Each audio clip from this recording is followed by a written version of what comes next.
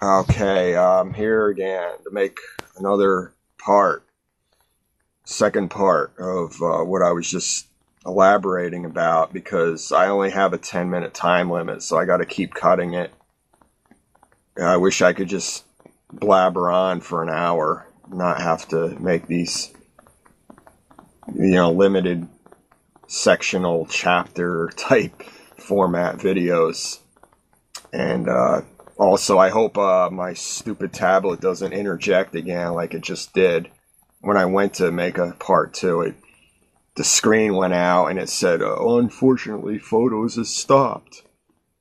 My tablet does that all the time. It just butts in with the screen will just blank out and it says, unfortunately, photos has stopped. And I got to punch in, okay. I got to do it a couple times. Such a pain in the butt. I hope to God it doesn't do it for this video, because I'm already losing my voice. I take a drink of water. I get froggy throat pretty quick. Today I had just been eating crisp bread and peanut butter. I had my cup of coffee and just drinking water, staying hydrated.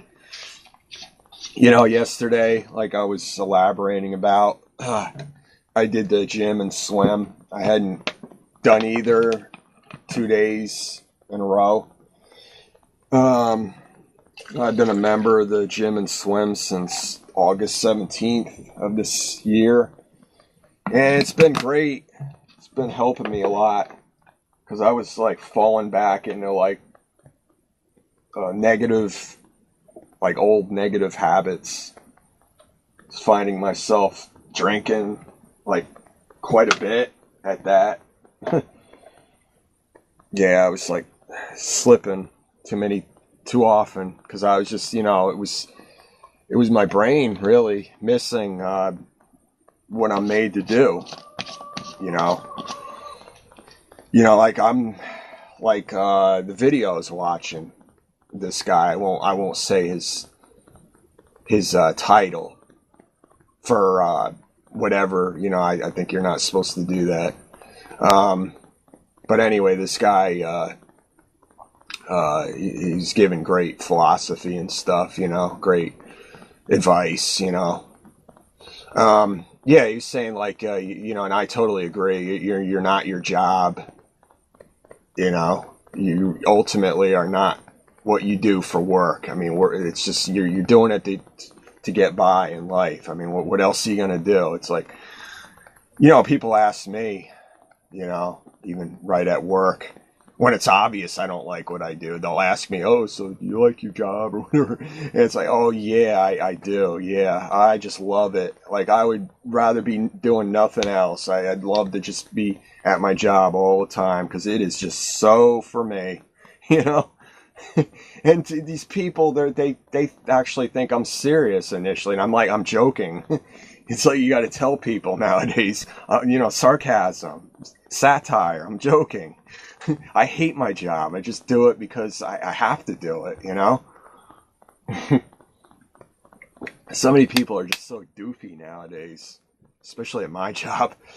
But anyway, yeah, it's like, yeah, like this guy was saying, I've been watching a couple of his videos, and he really tells it like it is, and I really relate with that type of approach and mentality because I like to fashion myself as that type as well, just tell it like it is, just speak the truth, just be forthright, be outspoken, don't be ashamed to be forthright and outspoken and as they say, frank about things, yeah, I mean, going back to, the thing with, whoever, and it's it's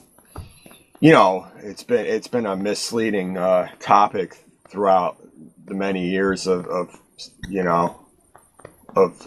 humanity.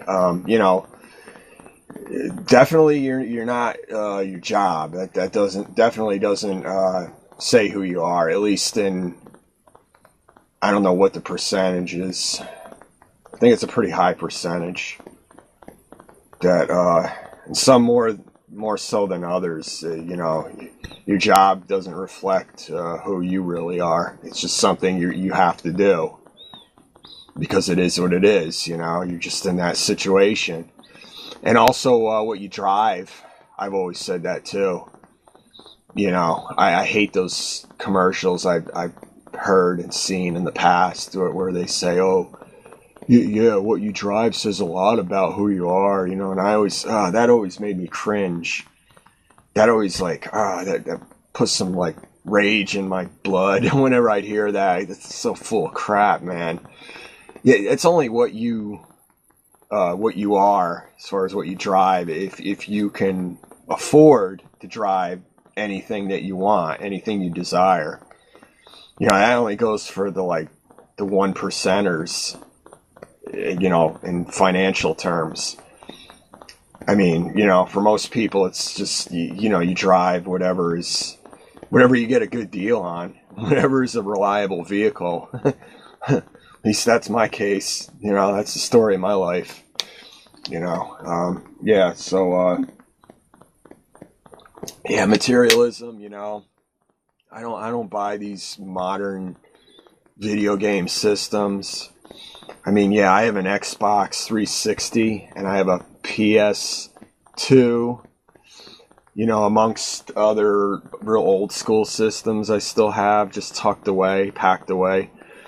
I wish I still had a Commodore 64 though, that was working in working condition order. Because I really miss those days, because, you know, and even the Atari 2600 with that traditional, you know, macho joystick controller, you know, that didn't give you carpal tunnel issues like these freaking beta baby finger controllers they make nowadays. These teeny tiny little joysticks, they're ridiculous.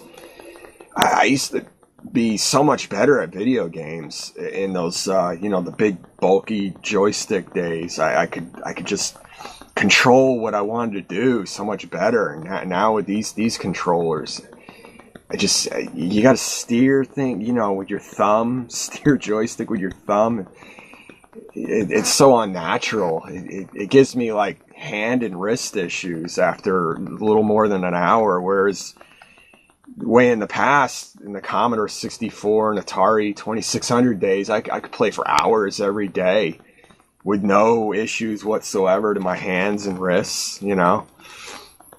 No issues whatsoever. I remember, I feel like feel real, like, I don't know, like strong, like it made me better at arm wrestling or something. I don't know, it's kind of silly, but no, it's just the way these controllers are, that they're like designed to give you carpal tunnel and arthritic type issues.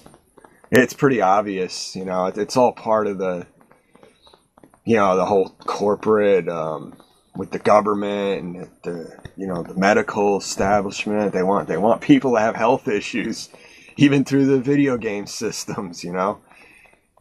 Yeah, it's nuts. You know, it's a crazy world. And it's, yeah, like that YouTuber, you know, he's saying, you know, he doesn't watch TV anymore or buy into consumerism, and I totally relate. I rarely buy new clothes. Most of my clothes they're real old. I make my clothes last. I'm not into like fashions and all that, you know. You know, I don't want to get into a whole gender debate though. But, you know, when it comes to clothes, you know, the primary consumers, you know, I don't want to get into the whole gender thing though. I don't get into the, you know, that consumerism for, you know, for the sake of being accepted by others around me. You know, I wear whatever's comfortable, and if the clothes are still fitting me and they're still in relatively good shape, I'm going to keep wearing those clothes, you know. So yeah, but anyway, I guess I got into a different topic with this video. Now, unfortunately, I got to cut the camera again. It's ready to head on over to the 10-minute mark. I got to cut it.